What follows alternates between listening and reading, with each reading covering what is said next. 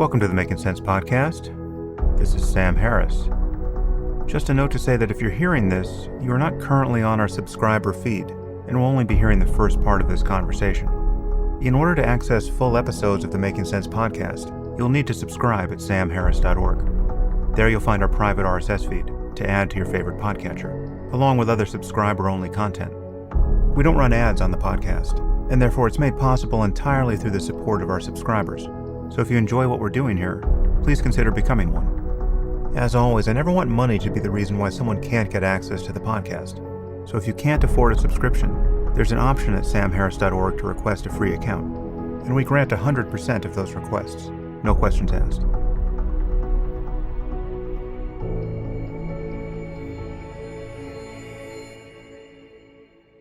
Okay, a lot going on out there in the world.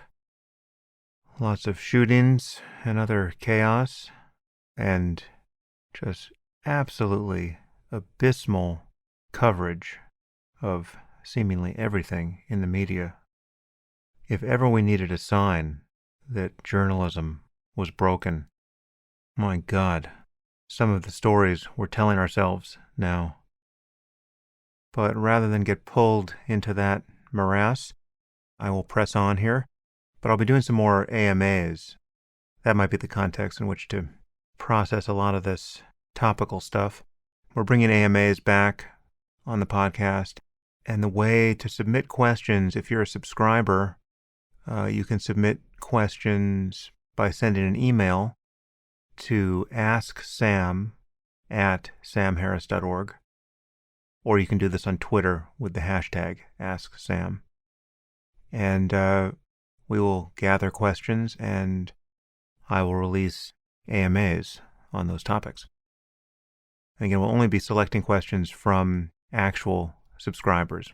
Whether you're paying for that or it's free, doesn't matter, but you need to be a subscriber. Okay. Today I'm speaking with James Fadiman. Jim is a psychologist who has degrees from Harvard and Stanford. He's also taught at 4 different universities and has had a very long-standing influence on the topic of psychedelics. He is one of the early researchers here and is probably more responsible than anyone for the phenomenon of microdosing. He's written several books, most relevantly here, The Psychedelic Explorer's Guide.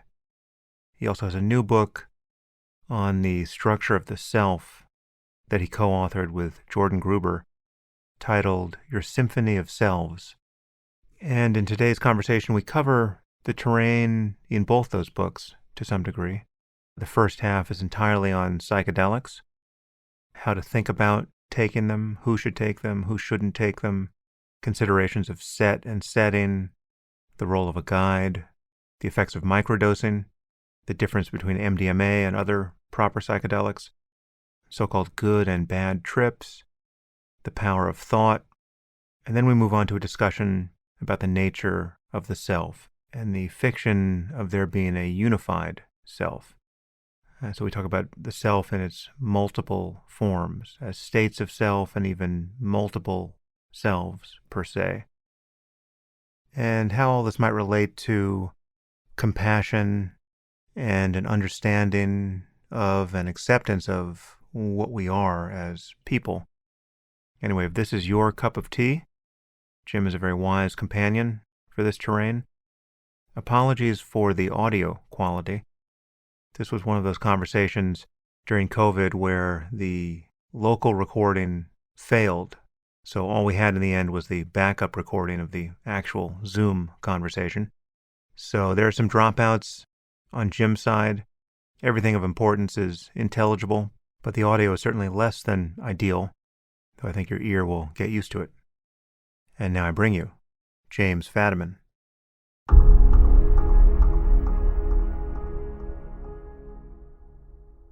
I am here with James Fadiman. Jim, thanks for joining me. It's a great pleasure.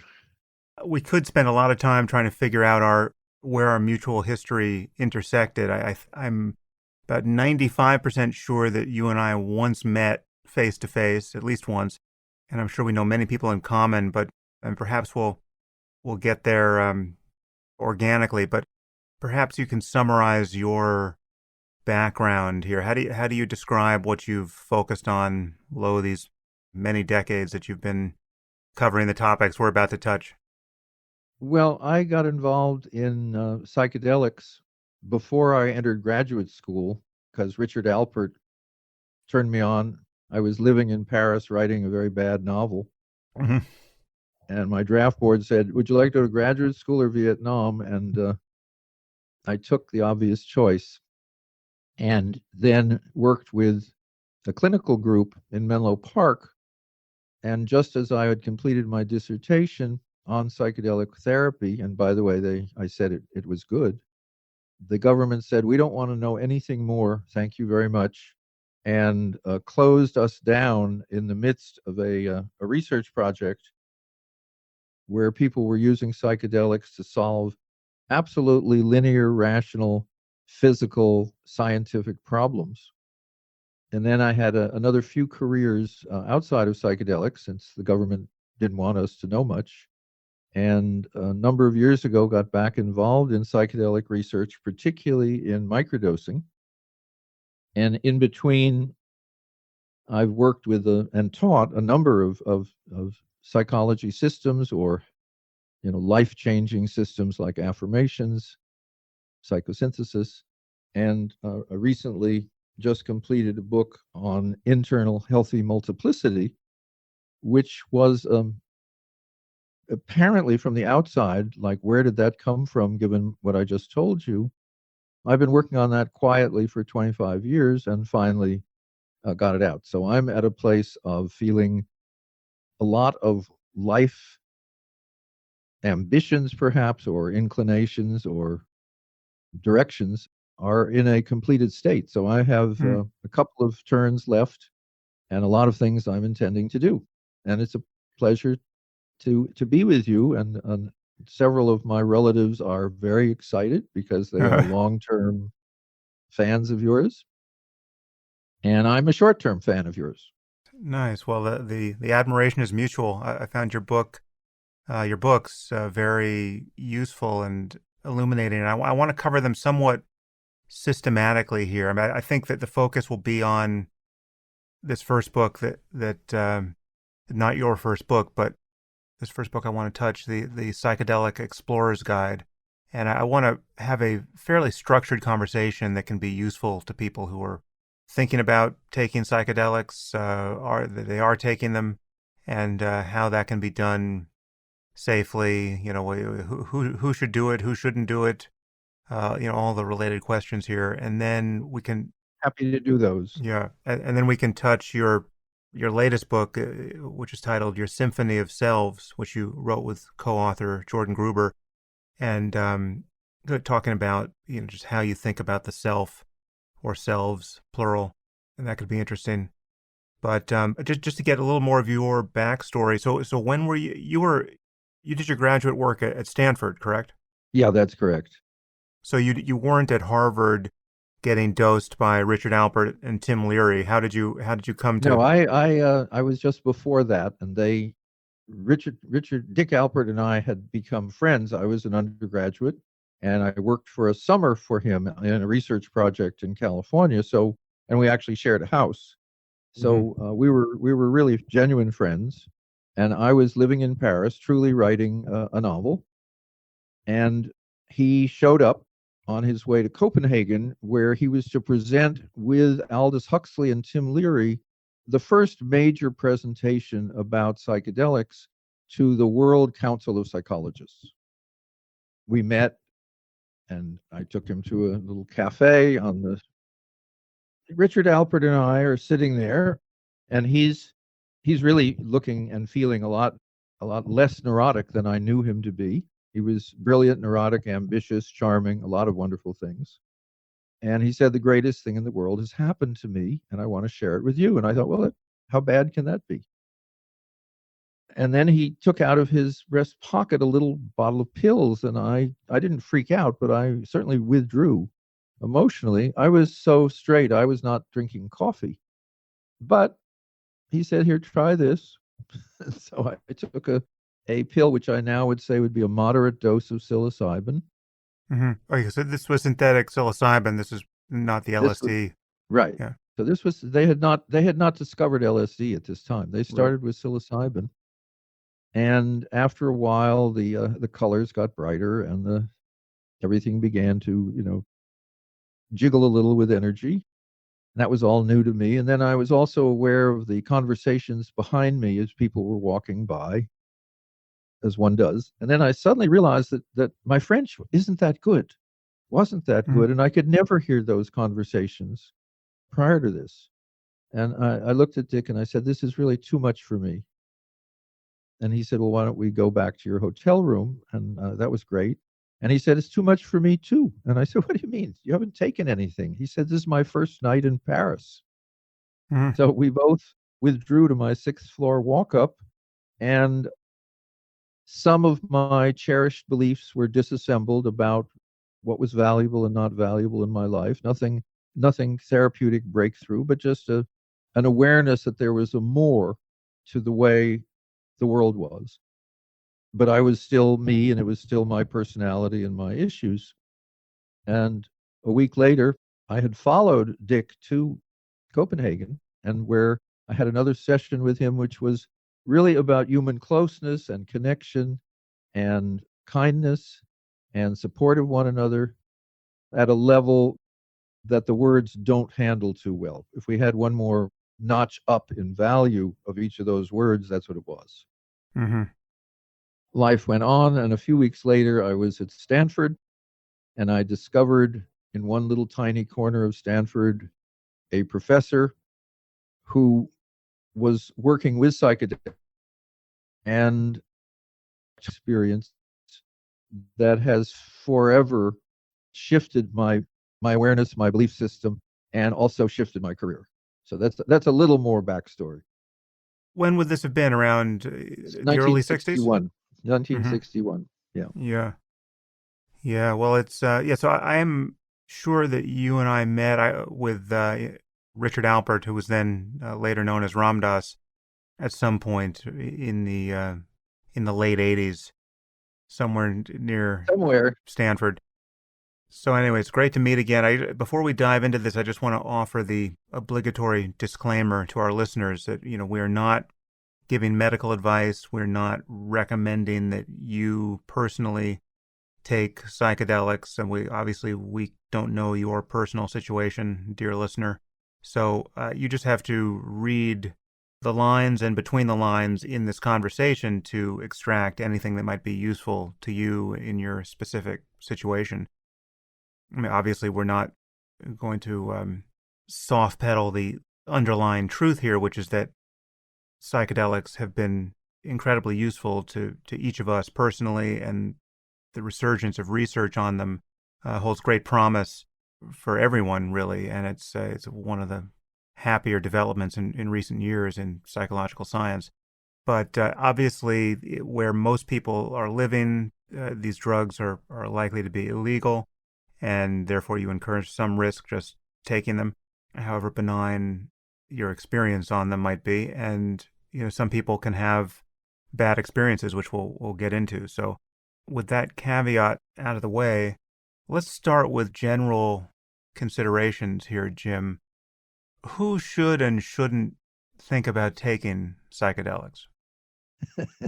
Well, one of obviously the questions I get a lot over the years is, "I'm thinking of taking LSD, but," and I say, "Don't do it." And they say, "But I haven't told you my reasons." I said, "No, if you feel there's a reason you shouldn't take a psychedelic, you have to listen to that." So my caveat is much stronger than yours, Sam, in that way. And the question of who and who shouldn't take it is only one that can be answered by an individual. I can tell you that if you read the literature, there's a lot of discussion about not having a psychedelic. These are all high dose discussions we're having right now. Right. Yeah, we'll talk about Yeah. microdosing later. Yeah. But for high doses, the science world says no one, not if you've had a psychotic episode, not if you've been a schizophrenic, not if you're bipolar, and not if you've had a serious mental, something like that. Mm. Now, I used to wonder about that, is where did we get that information? So I started searching around and I asked some of the senior researchers who were friends. And the answer was actually, there isn't any information like that out there. What there is people doing research don't want those people in the research, Right. because if they have a bad experience or 6 months later they have a bad experience that has nothing to do with psychedelics, they will blame it on psychedelics. Now, I followed this a little bit more with bipolar, because that's one of the groups that can never get in any research projects. And if you go online, of course, if you go to the web, of course, there's a group of people who are bipolar who talk to each other. And so I asked them, would you comment if any of you have had any psychedelic experience? Do you have any advice for the other people on this group? And the general advice was from people who had used psychedelics, and I don't know how and under what conditions, but they said on the manic phase of being bipolar, don't take anything. And on the depressive phase of bipolar, a number of them said that psychedelics had been very helpful. Mm. So that's not published and that's not science, but that's what I call citizen science, which is what's actually happening out there. And it's important to keep. There are a lot of research studies, and most of them are very favorable and exciting. But behind that, since psychedelics were made illegal in the late 60s, early 70s in the United States, and just the United States, 30 million people have tried high dose psychedelics, or just Mm. LSD, not all psychedelics. And as of yet, we have no deaths, and we have a lot of people who had very unhappy and difficult experiences. But in some senses, it's a very safe. These are safe substances physiologically, and if you don't know what you're doing, you can have a terrible experience even on a moderate dose. Mm-hmm. So the variable is having some understanding of what what you're doing and what you're learning. And so recommending or not recommending is not something I do, except to not recommend unless you know what you're doing. Yeah, this is a bit of a conundrum, however, because even very experienced psychonauts, as you know, can feel significant trepidation when thinking about taking a high dose of anything. I mean, it's just even knowing what you're in for, even having experiences under your belt that you consider to be not only benign but incredibly transformative, you still approach this howling abyss with the appropriate awe and concern, often. And I mean, so even someone as seasoned as Terence McKenna would talk about the feeling of fear he would live with around this consideration of whether he should trip again. And so if your prescription or non-prescription is, if you feel any hesitation about doing this, don't do it, it's a little hard to apply. Well, that's probably why I put it out there, because it gives people a hesitation. And the image that came to mind as you were saying it is skydiving. Mm. No matter how many times you skydive and how carefully you check your gear, you know that sometimes people fall out of the sky and the chute doesn't open.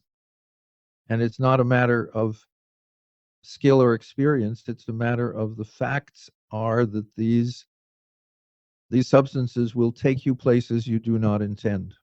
Mm. And I think that's part of the reason why I've backed off from high dose work and high dose research, because it can always be not only a scary experience, which is fine. People, pay a lot of money to be frightened, if you've ever been to what's called an amusement park.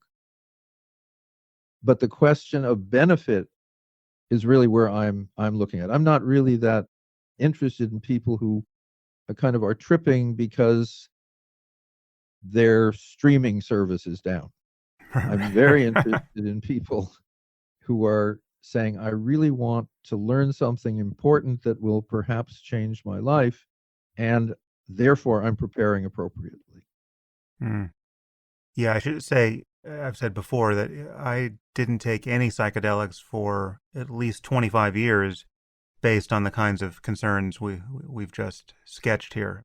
I mean, just a growing awareness of what a colossal spin of the psychological roulette wheel it was, and having had some scary experiences, I decided meditation was a much more governable game, and so it wasn't until very recently, about a little over a year ago, that I had my first in several decade significant trip, which I found incredibly useful. But this kind of seriousness of intent that should frame this project is worth emphasizing, because there really is a distinction between a recreational approach to these things. I mean, you're just bored and you want to have fun, and you might do this at a party or do it at a concert, or when under conditions where those things exist. Obviously, we're having this conversation during the COVID pandemic, and there's not a lot of either of those things. But people tend to approach this frivolously, and it's not that that certainly doesn't guarantee a bad experience. You can have a great experience doing that, but it's not really the appropriate orientation in my view, and it sounds like you agree, Jim. It's just that there really is, these are incredibly powerful tools. Well, as my favorite kind of why recreational, it may be a little more risky than you think, is my kind of young people who said to me once, we were having this fabulous trip until the car caught on fire. That really shifted everybody's reality in a way that they weren't able to cope. So we're really looking at something, and actually, in terms of my being conservative, and it's wonderful that psychedelics have moved so far that I'm conservative, is if you're going to have a high dose experience and you intend to get anything from it, it's very important to have a guide, a companion, a designated driver, so to speak, somebody who knows more than you do and cares about you. That turns out to be a way of preventing almost all strongly negative experiences. Because when you're caught in a negative experience and you're on your own, or you're with other people who are off on their own trips, it's very hard to get out. Yeah. When there's a guide, it's very easy to get out. Well, so let's talk about that, each of this in chapters. So yeah, I want to talk about the role of a guide here, but this section might be called Set and Setting. How do you recommend, and again, we're talking about large effective doses here, not microdoses, which we'll talk about later. How do you think about people preparing for a significant trip, whether it's psilocybin or LSD or ayahuasca, or we can talk about specific compounds in a moment. How do you think about the concept of set and setting? Well, what we know is that psychedelics are incredibly sensitive to set, or your mental attitude, and setting, the literally physical situation you're in, and that includes the other people who are around. And the main reason that I wrote that book, The Psychedelic Explorer's Guide, is for the first 2 chapters, which detail how to become a good journeyer, how to set yourself up the best way possible, and also how a guide should behave, and what knowledge they should have, because it's not a simple question. But fundamentally, the question is always, do you feel safe? Is it truly safe? Is it private so you won't be disturbed? And do you have some idea of do you understand the substance? Do you understand what the doses are like? And do you have some intentions? And perhaps that's what set is about, which is, what do you intend? And it is likely that you will have what you intend, but you'll have something else that goes with it. So all of those are important. And I think the way I've said it is, it's set and setting and situation, which is, what's your life situation? If your life situation is very difficult, even if you're in a lovely set and setting, your life situation is going to impinge on that, and you're going to be in trouble. What's the substance? Do you know what you're taking? If you bought it illegally, has it been tested? the word I use then is sitter, but because I'm actually trying just to use S's, because you do that when you write books. But a sitter is almost like a coach, and a coach doesn't bother you unless something is needed to be helped. So if you, for instance, you're lying on a couch, you have music, you take off the headphones, you sit up and you said, I think I'm dying. And you do. You think you're dying, and everything in your mind is telling you that. And the guide, friend, sitter looks over at you and said, oh, that's great, and reaches out his hand or her hand. And part of you says, wait, I just said I'm dying, and this person who I know and love says it's great. And then another part of you said, oh, I took this substance and it's taking me in a different, and I'll just see what actually is being said by the notion that I'm dying. And what people then find out, and this is more on reflection later, is as your ego is noticing that it's about to be demoted from amazingly important to something that is useful, it often will come up with these amazing scenarios of what a bad idea it is for the rest of you to discover the correct placement or the correct kind of status of your so-called identity. Remember, Alan Watts had a wonderful comment as he would look in the mirror and he'd say, what percentage of me has ever heard of Alan Watts? If you just look at yourself physiologically, the answer is a tiny amount of your brain has to do with your identity, and the rest of it really has other preoccupations. So that's part of what I'm suggesting is why preparation is important. Do you want to say any more about the role of a guide? I mean, can a guide be simply any well-intentioned person who's not tripping along with you, or does it require some special experience? Well, the fact of the matter is that most people do not have access to highly trained, sophisticated guides who participated in research studies, etc. So the reality of it, what my opinion or not, is that very kind, loving people who've had prior psychedelic experiences that are positive often can be very healthy, safe guides. Again, the term is close to designated driver, where you don't need someone who is an auto mechanic and a race car driver to be your designated driver. You need someone who has control of their feelings and emotions, is physiologically sound, and who knows how to drive. Right. So it would be, there is a whole class of people known as guides. According to Michael Pollan in his work for his book, he says there are hundreds of them across the country. There is even an international guild of guides, which has been formed in the Netherlands. So there is an occupation where you can actually, in many locations, find people who have a lot of experience in sitting with people. And so that's a kind of in-between place. And I was struck a few years ago in Berkeley on a power pole, there was stapled a little notice. It said trip sitter, which is someone who will sit with you while you are tripping. And it basically gave a phone number. And this was someone who you could hire to come to your house and sit with you. So we are creating a kind of new occupational grouping here of people who know not only a lot more than you do, but consider it usually more than a vocation to help you. And I guess a final question on setting. How do you think about the difference between taking one of these compounds, let's say LSD or psilocybin, out in nature or, with senses directed outward versus an internal journey, whether you're blindfolded or just in a dark room?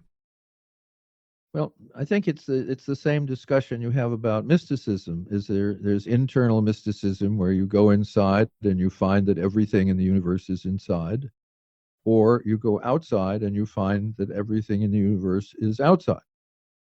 The difference is that if you're interested more in your own psychodynamics and you have, say, therapeutic intentions, probably you will do better staying inside, where you are less literally likely to be distracted by the amazing beauty of the 10,000 things. If you wish to blend more, to become more aware of your continuity with the natural world, then outside is fantastic and will give you a recognition of your continuity with the natural world that is not, that you don't lose, you don't forget. Now let's talk about dosage, and here we can talk about microdosing as well. And am I right in thinking that you're essentially the father of microdosing at this point? I think at the moment I'm probably the person who has the largest number of cases in his research base and Hmm. has talked the most about it, and is probably the most quoted. There's a generation of researchers coming up fast behind me and will soon push me aside. But for right now, yeah, I'm probably the most well known and person, and has done and has reported on microdoses in ways that other people haven't. Yeah. Hmm. Okay, well So that was let's. that was a walk around, what was an attempt at humility, and I think it Okay. failed. Well, we're gonna have to boost the dosage then, I think, Jim. That's always that's not necessarily always the best Right. suggestion, Sam. So, let's differentiate these two projects because they really are distinct. So, let's talk about macro dosing first. Yeah, let me Yeah, just go right up the line, sure. and let's start at around 25 micrograms, where people report some psychedelic effects, very mild. Of 50 LSD. of that, we're just talking LSD, and I'll do Yep. it in micrograms. Okay. Around 50 micrograms is a what was called originally a museum dose and now is called a concert dose. And if you've ever wondered when you go to a concert why there's that unbelievably huge light show, it's because such a large percentage of the patrons have come intending to get as much out of the light show as the music. And that maybe is 50 to 100. At 100 micrograms, one can do very hard-nosed scientific research. And there's a great many companies around the world, some of which admit to it, where a number of breakthroughs are attributed to working in that way with that dosage.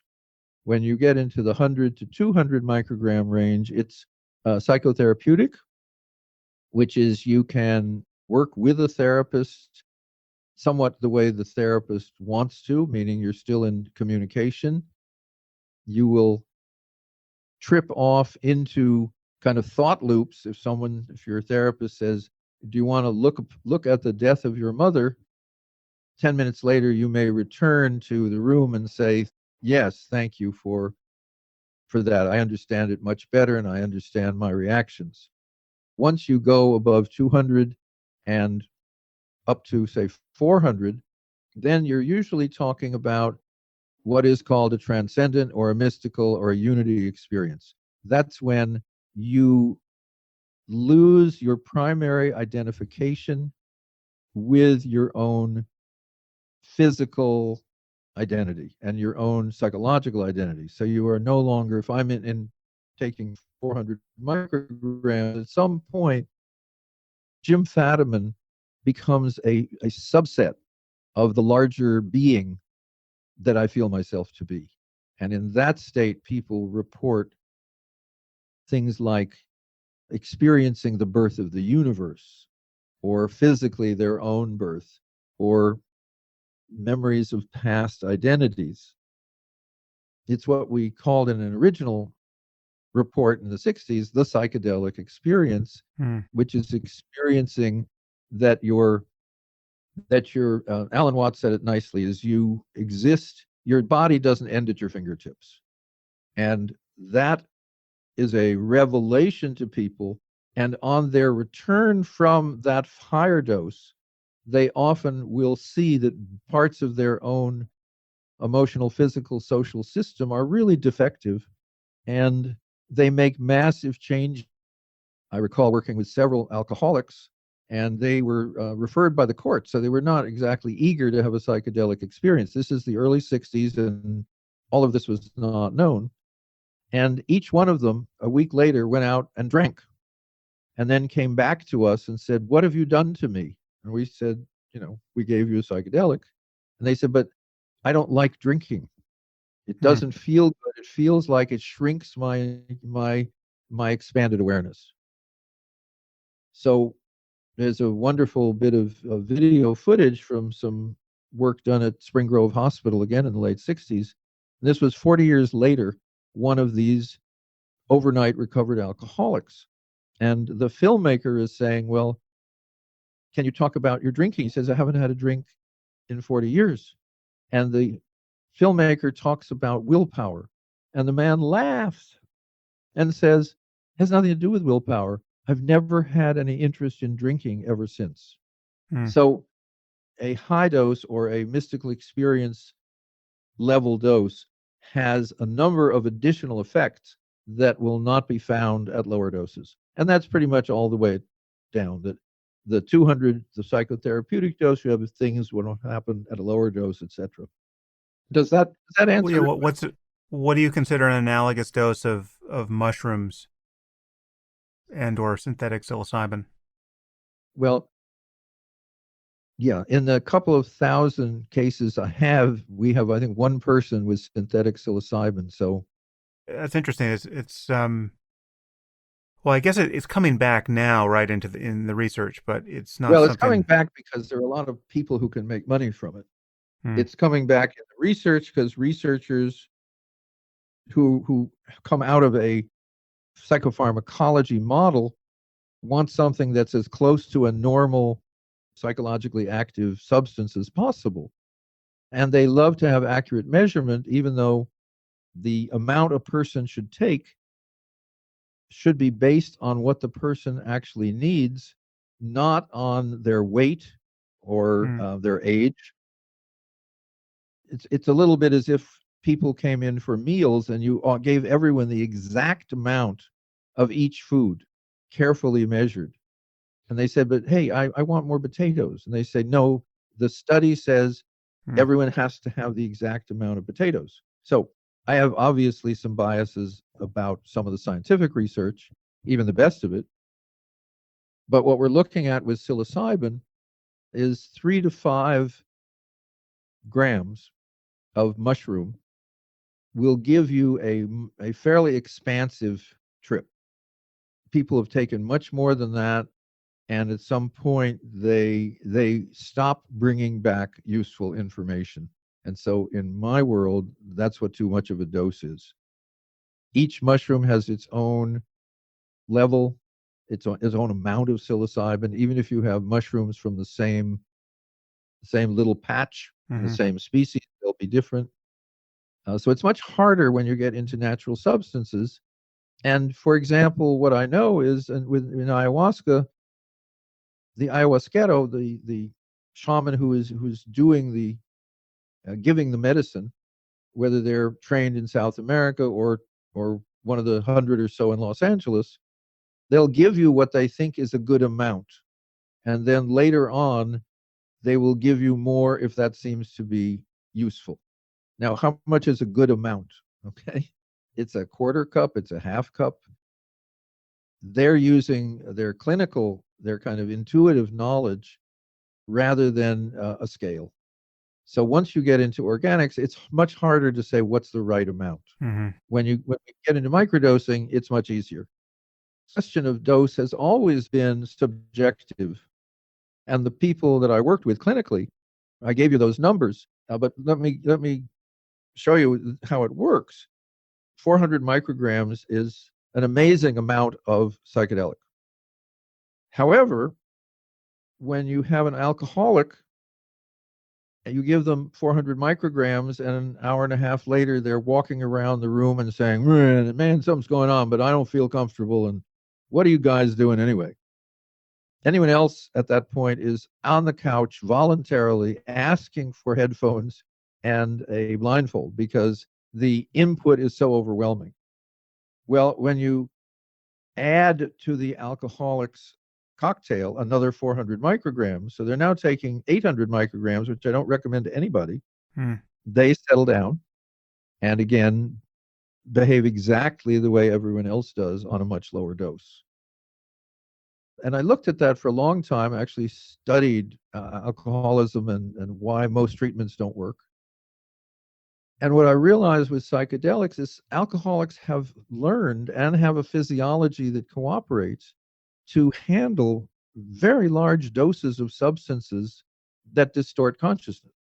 So in a sense, their ability to hold on and to hang on to their defenses is far more developed than for the rest of us. So I'm dancing around the dosage question because it's not quite the appropriate question. The appropriate question is, what is the correct amount for this person on this day for this intention? And that, of course, is an individual question. Is there anything in your mind that significantly differentiates the experience on a high dose of LSD versus a high dose of psilocybin? That is mushrooms in most cases. Well, the feeling in the the underground, who takes a lot more drugs than I do, is that psilocybin is a kinder experience. It's a more emotionally gentle experience. Mm. And that's partly, it is said, because there is a plant spirit behind it. LSD is considered a little colder, a little more powerful. It doesn't let you off easy. And I know these are all very vague terms unless you know what I'm talking about. My research associate, Dr. Sfia Korb, at one point set up a little bot, and it asked the little bot to say, here's 100 reports from Irwin about psilocybin experiences. Here are 100 reports of LSD experiences.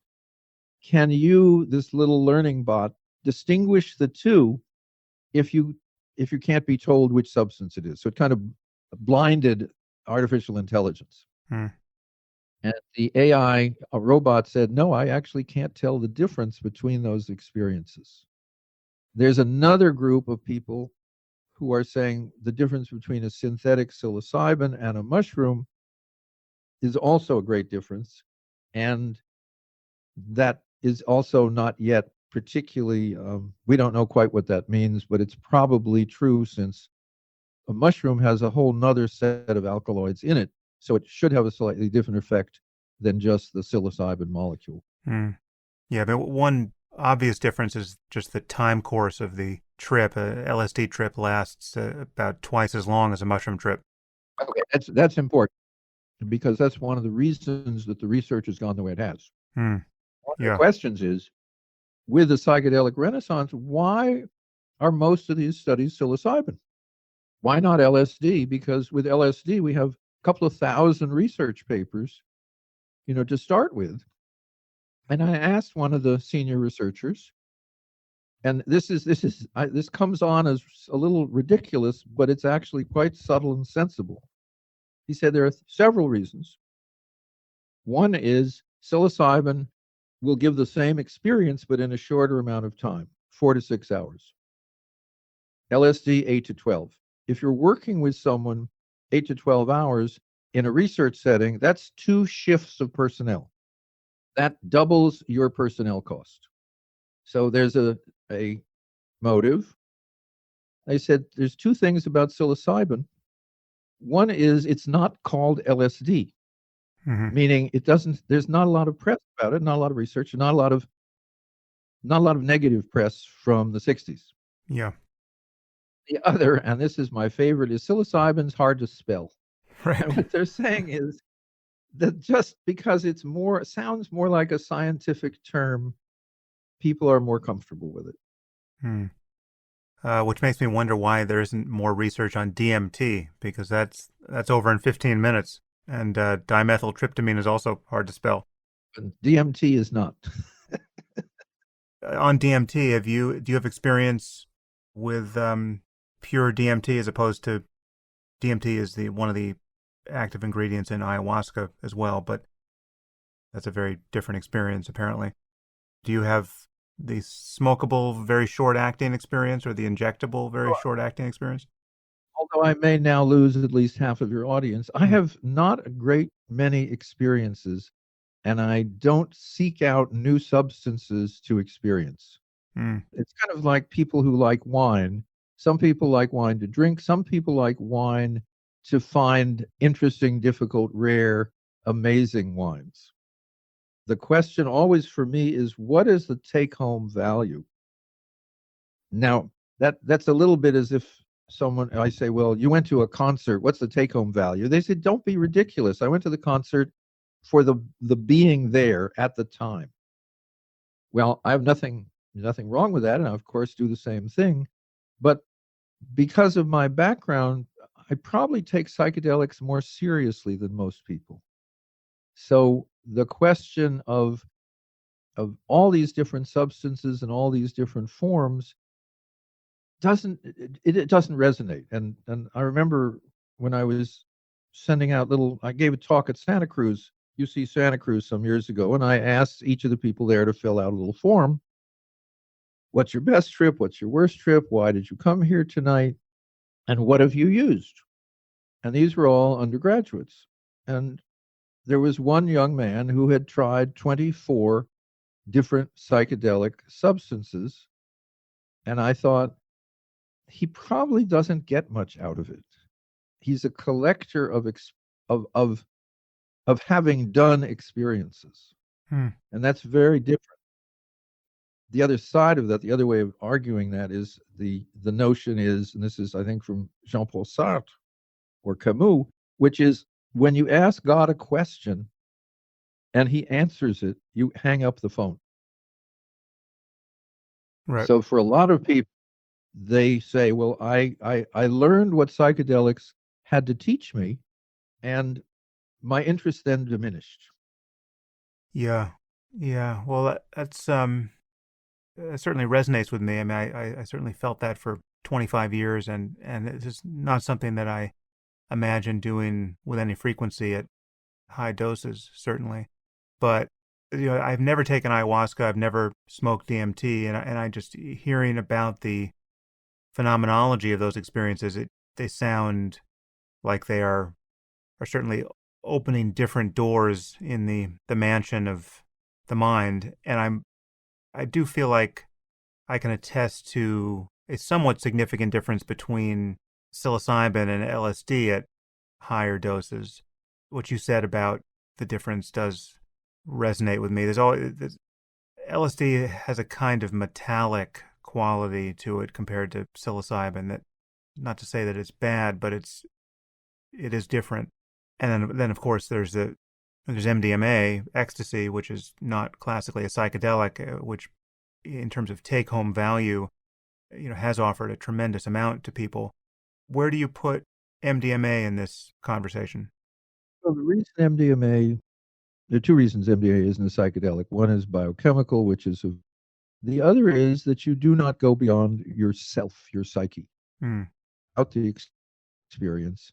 Only you're you in an incredibly inner, safe place where all the parts of you that are awful to consider, or terrible events, or traumas, or worse, you can objectively look at and move them from the part of your brain that holds them as terrible trauma and disturbs or destroys your life and puts them into conventional memory where you can remember that you did terrible things, but it doesn't dominate your present.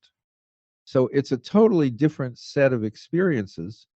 And however, the way it's given is exactly the way we developed it in the 60s with the comfortable room and the music and the headphones Hmm. and the male and female guide, all of which are to make it easier for people to look at traumatic experience. If you give the same person a very, very high dose of LSD, they will pass right through the trauma area and have perhaps again one of these transcendent experiences which may or may not affect the trauma. We haven't really done that kind of research.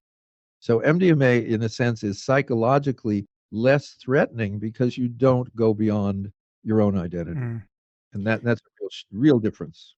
Actually, this brings up an interesting point about which there may be research that I'm unfamiliar with, but just based on my own experience, it's often felt to me that not taking enough of a psychedelic is as much of a risk factor in determining having a bad trip.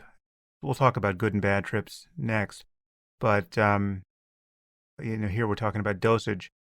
Not taking enough, not achieving, escape velocity of some kind, can doom you to an unpleasant experience as much as taking too much, if taking too much is in fact a liability. I mean, I've had trips where it's felt like I took just enough to have in my ordinary mental reality good and scrambled, or I took just enough to be given an unusual mental energy with which to fixate on my psychological problems, but not given enough to fly clear of them for any span of time. And so the net result was there was something considerably more than a microdose that potentiated my capacity for unhappiness.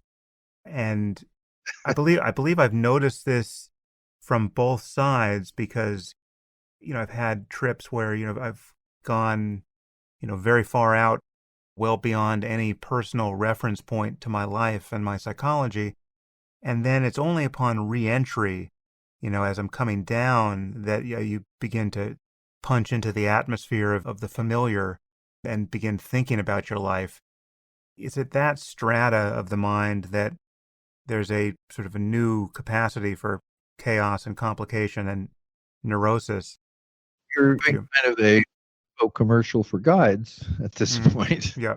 Look at that particular event that happens in a high dose, which is you have found that you are immortal, or that you are one with whatever your religious tradition teaches you is the highest, or you've gone past that into feeling that everything is interconnected and it's all the same stuff. And then you come down and you find that there you are, a kind of middle-aged physician in a difficult marriage, and one of your kids has some kind of illness, and you have economic problems, and you love kite surfing. That person can, Has a little bit to with a think little about. bit right into the heart of their issues, coming down than they could coming up. And one of the methods that we used when we were doing this clinical work, this was with a couple of hundred people, is we asked them to bring in important photographs. Again, notice this is visual. We also asked them to have a list of questions, and I'll mention that. But we asked them to bring in important photographs, and this usually would be of important human beings in their lives. And we would say, would you like to look at your photographs? And they would look at us like, what's a photograph and who are you? But then you hand them a photograph and say it's their spouse. Now, again, these are trained guides, and what do? They do nothing. The person looks at this photograph, and they may look at it for a minute and put it aside. They may look at it for 45 minutes. And then they say, okay, I'd like another photograph. And you don't know what's gone on, but when they write a report a few weeks later, you find out they spent a huge amount of time therapeutically reworking a lot of their issues around that particular person. So it's a method of depth psychological work without form, without vocabulary, and without theory. We also gave them a rosebud, a rose just starting to open, and almost every religious tradition that had access to roses makes them an important either symbol or active force. And we found again that people would have an experience of working with a living, expanding, beautiful piece of nature that they felt was important. And again, people would take a long time just looking into that rose, indicating how it opened, and they went inside it, and how they became a rose, and how that made sense to them in their usual life. So as one comes down, but one is coming down aware that one is more than one's identity. And when you had those high experiences, Sam, the one thing, as you said, coming back into being you is always a little puzzling. Like, I'm part of everything there is. Why did I come back into a Sam Harris? Of all people. And that's often a moment where you then get an opportunity to say, probably I came back into the Sam Harris to clean him up a little bit so that he would get more benefit out of being in this lifetime. So let's talk about microdosing, which superficially seems like a similar project because we're talking about taking LSD or psilocybin generally, but the dosage being dialed down as much as you're about to describe really does change things. What constitutes a microdose and what are people microdosing? Well, I have to make this super clear. Imagine that microdoses have no psychedelic effect. So they are not a little bitty high. Maybe they're the difference between an FM dial. You're still, there's still radio frequencies, but the microdose is 1/10 to 1/20th of what is called a recreational dose. With LSD, for the original work I did some years ago, it was 10 micrograms. That seemed to be an appropriate amount for people to have the experiences that I'll talk about a little bit more without having to stop or disturb their life. They had their normal day, normal activities, normal work, normal driving, normal time with their family, etc. The dose for mushrooms was then about 0.2 grams to 0.5 grams. Now, when I say the doses, again, what we found after you get a few hundred reports is people say, gee, 10 micrograms was too much. I'm taking 7. 0.2 was too much. I'm taking 1/10 of a gram. What we found is that people would correct the dose, so to speak, for their own understanding and experience. And we also found, in terms of taking it, how often, which is a huge difference between psychedelics and microdosing. Microdosing is done repeatedly. People found that after taking it 1 day on and 2 days off over a full month, that's about 10 times over a month, most people ended up taking it less often. So it looked like it was not addictive, just as all other psychedelics. But whatever value it had, people seemed to gain basic benefits within the first month and then allow it to continue at its own pace. Now, what are basic benefits? Okay. It's very hard to make this easy to understand, but Ayelet Waldman did a book called A Really Good Day, and it's about her month of microdosing. And the best definition of microdosing that I've come across, again from one of our people, is I did better work than I usually do. I made a few more cold calls that were successful. I had a few ideas in the meeting that I usually have no ideas. When I went to the gym, I did one more set of reps. And I enjoyed being with my family more than usual. And I forgot that I'd taken a microdose. One never says at the end of a high dose session, I forgot I took a psychedelic. Okay. Well, actually, that's not quite true. If it's a sufficiently high dose, you can completely forget you've taken a psychedelic, but then you eventually remember as reality congeals. When you've taken a sufficiently high dose, you forget that you're a human being on this planet. Yeah. Because when you come down, you're very surprised to find out that that's true. And hopefully you're not attempting any reps at the gym. No, let alone driving to it. Oh, so a microdose seems to improve the overall function of the organism.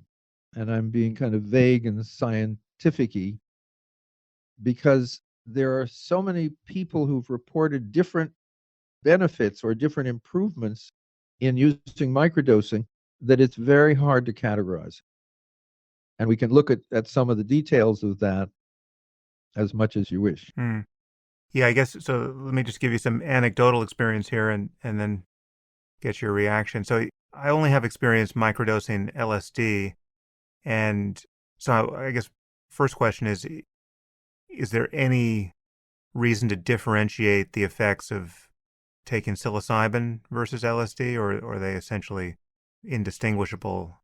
I mean, given that a microdose is as close to subliminal as you can get, I can't imagine there's much to say about the difference there. But Well, when I was giving the differences in kindness and coldness, I was actually quoting someone who said, in our microdose community in Los Angeles, mhm, we've come to that conclusion that psilocybin is a little nicer.